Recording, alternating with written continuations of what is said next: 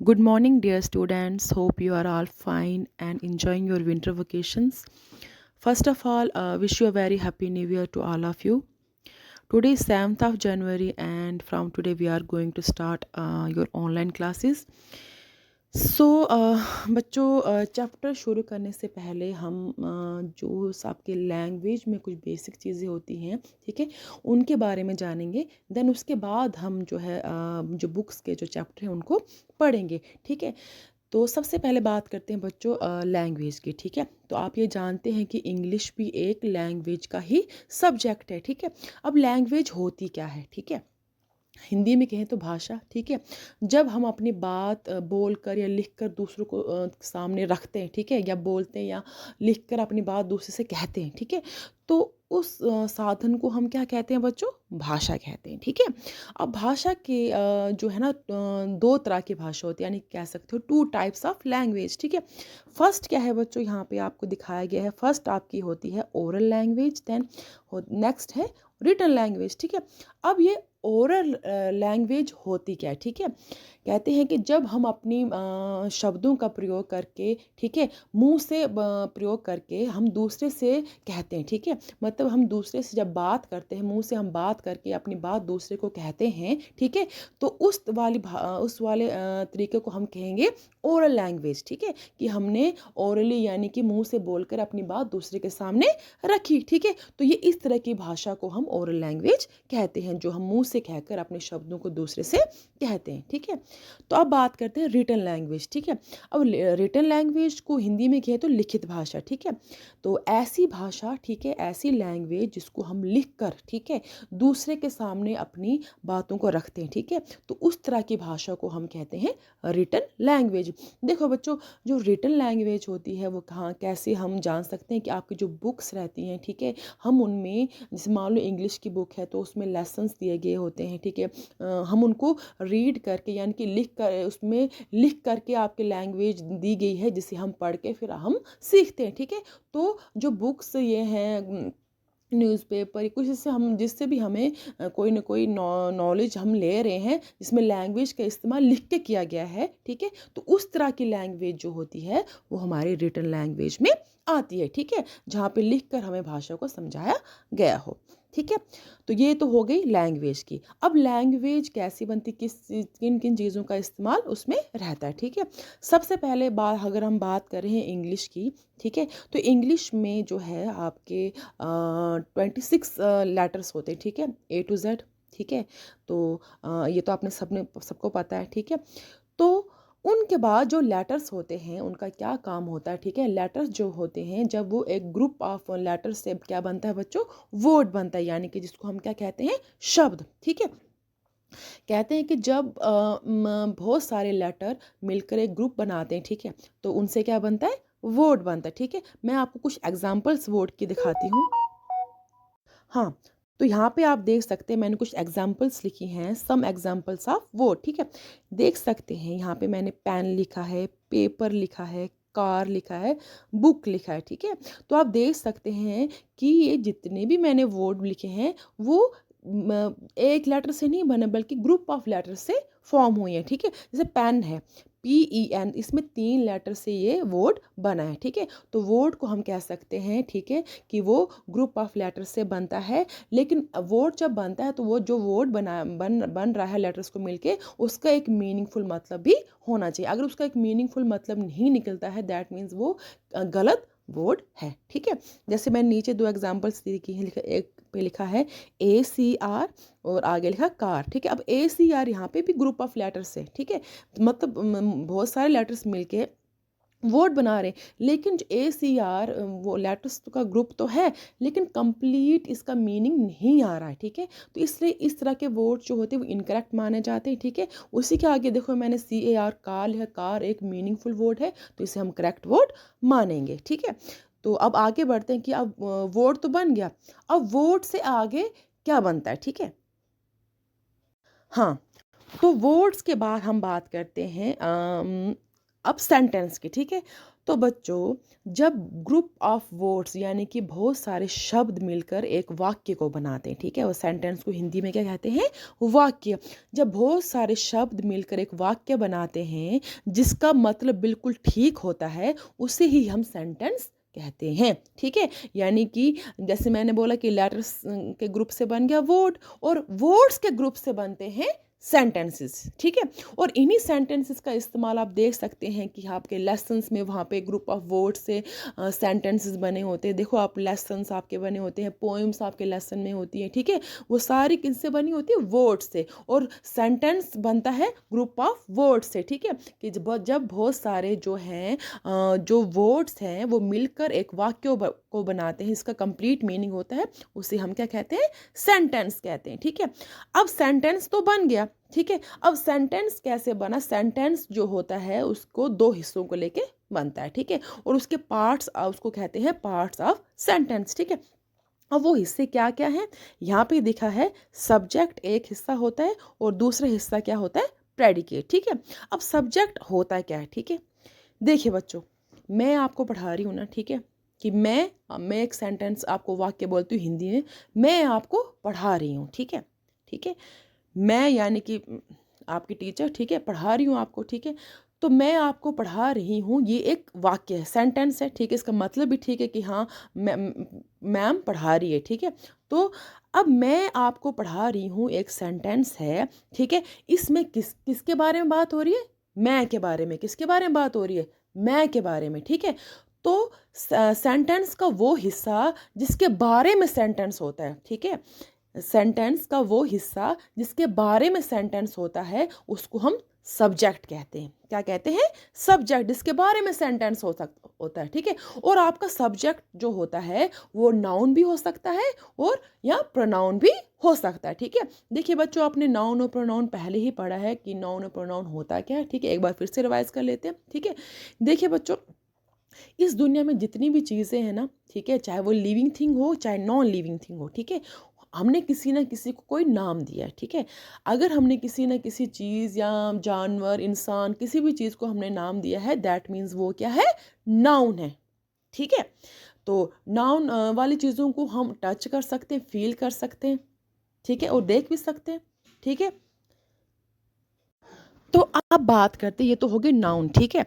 अब बात करते प्रोनाउन होता है क्या। देखिए बच्चों, वो वर्ड जो हम नाउन की जगह इस्तेमाल करते हैं उस लफ्ज़ को हम क्या कहते हैं, प्रोनाउन, ठीक है। ये भी ऑलरेडी आपने पढ़ा हुआ पहले, ठीक है। तो हम बात करें सब्जेक्ट एंड प्रेडिकेट। तो सब्जेक्ट एंड प्रेडिकेट में जो सब्जेक्ट होता है उसमें वो नाउन भी हो सकता है और आपका प्रोनाउन भी हो सकता है, ठीक है। और सब्जेक्ट क्या होता है, एक बार फिर से रिवाइज करते हैं। सब्जेक्ट वो होता है जिसके बारे में हम बात कर रहे हैं, जिसके बारे में वो सेंटेंस है, ठीक है।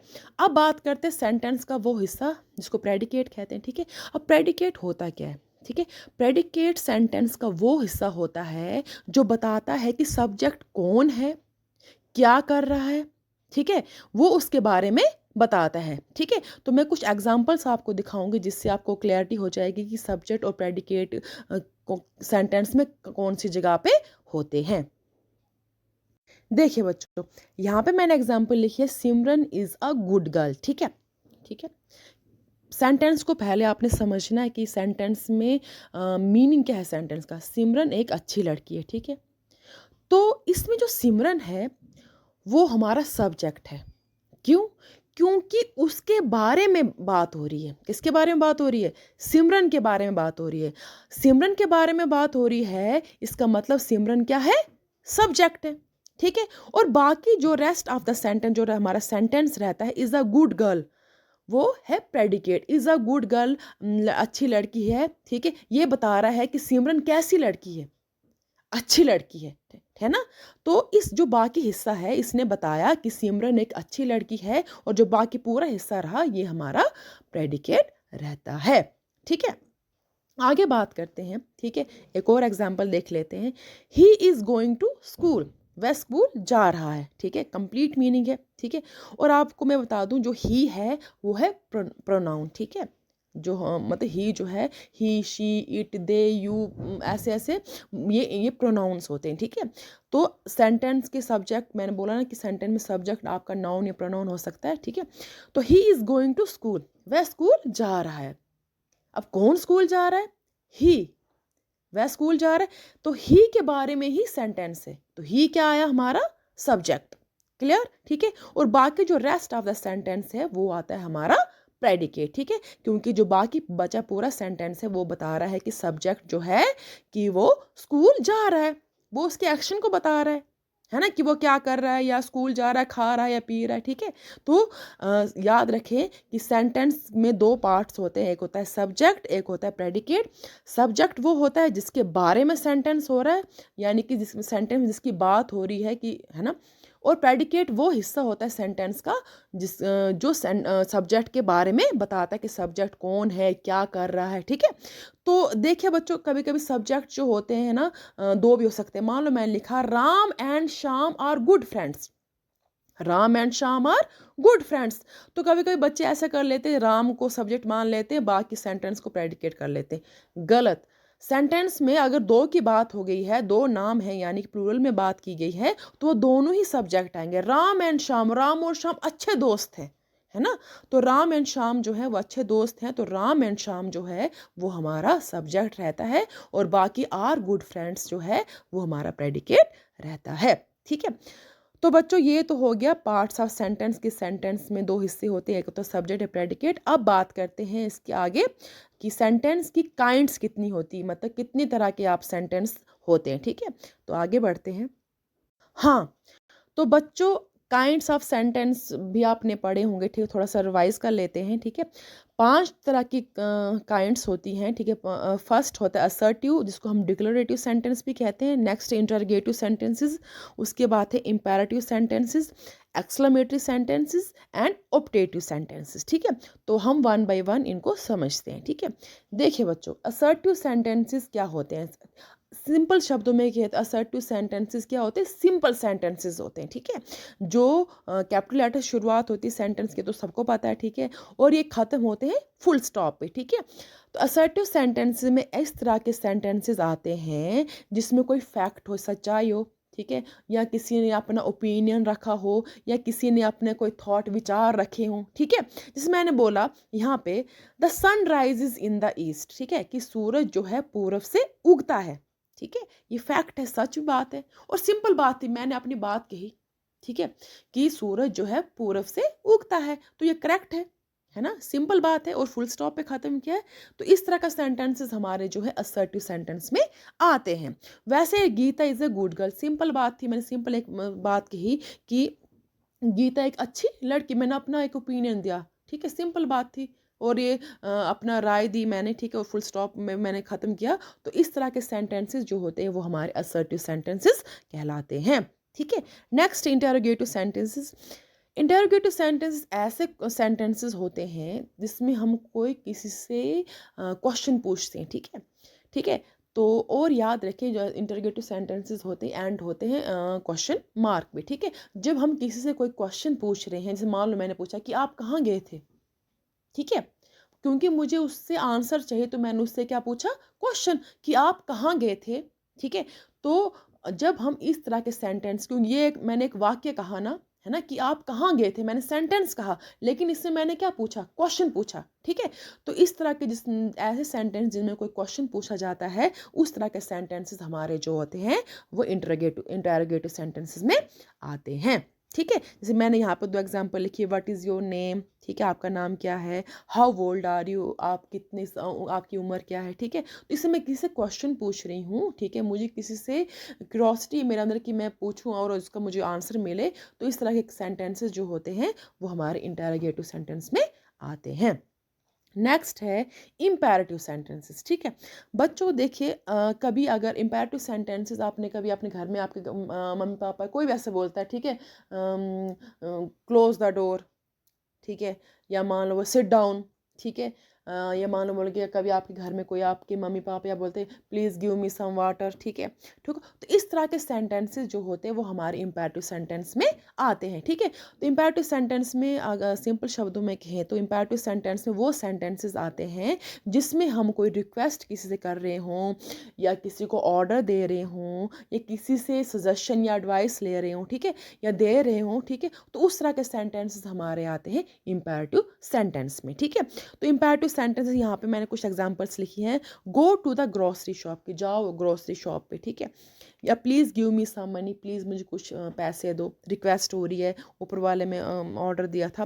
वॉक केयरफुली, ध्यान से चले।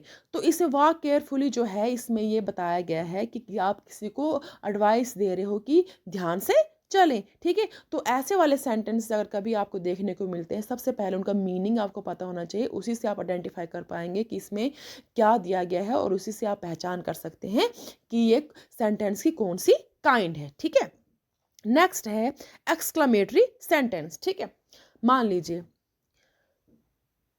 मैं यानी आप कहीं घूमने के लिए गए, ठीक है। तो आप कहीं पहाड़ों में घूमने के लिए गया, अचानक से आपने एक पहाड़ पे पहुंचे, वहां से आप नीचे नज़ारा देखने लगे, तो आपके अंदर से अचानक से फीलिंग आई, आपने क्या बोला, वाह व्हाट अ ब्यूटीफुल साइट, या कुछ भी बोल सकती है ना।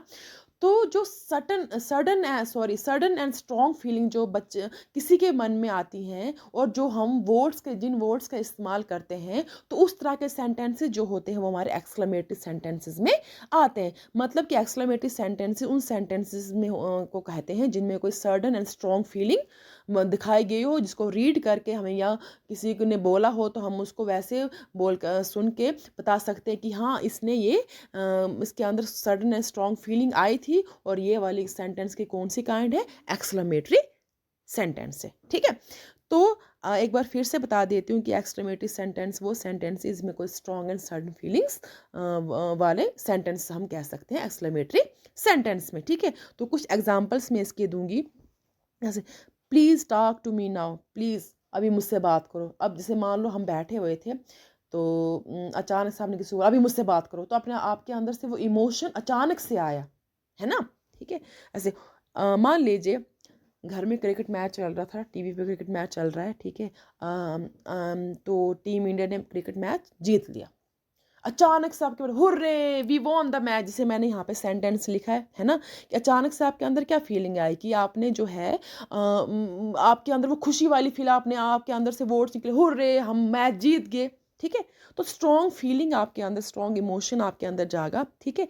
तो अगर आपको इस तरह के सेंटेंस आपको कहीं भी लेसन में या कहीं बुक्स में या कहीं भी आपको देखने को मिलते हैं, पढ़ने को मिलते हैं, तो आप उनको मीनिंग समझ के उनको आइडेंटिफाई कर सकते हो कि ये सेंटेंस की एक्सक्लेमेटरी काइंड है, ठीक है। तो अब बात करते हैं लास्ट सेंटेंस जो है ऑप्टेटिव सेंटेंस, ठीक है। ऑप्टेटिव सेंटेंसेस उस तरह के सेंटेंसेस होते हैं जिनको रीड करके हमें पता चलता है कि इसमें कोई स्ट्रॉन्ग विश या डिजायर हो। अभी विश क्या होती है, विश हम जब किसी को दुआ देते हैं, और डिजायर क्या होती है, आपकी चाह, ठीक है। तो वैसे मैंने यहाँ पे कुछ एग्जाम्पल्स लिखी हैं। मे द किंग लिव लॉन्ग, ठीक है। I wish I were a princess, ठीक है। अब देखिए मे द किंग लिव लॉन्ग, यहाँ पे एक विश किसी को दी गई, राजू को विश देगी कि उसकी उम्र दराज रहे, ठीक है, उसकी उम्र बहुत सालों तक रहे वो, ठीक है। तो इसमें जो है विश शो हो रही है, ठीक। तो अगर इस तरह के सेंटेंसेस आपको कहीं भी देखने को मिलते हैं तो आप उनको आइडेंटिफाई कर सकते हैं कि इसमें विश या डिज़ायर है, तो ये ऑप्टेटिव सेंटेंस कहलाएगा, ठीक है। वैसे कुछ यहाँ पे एग्जाम्पल्स को मैं रीड करती हूँ।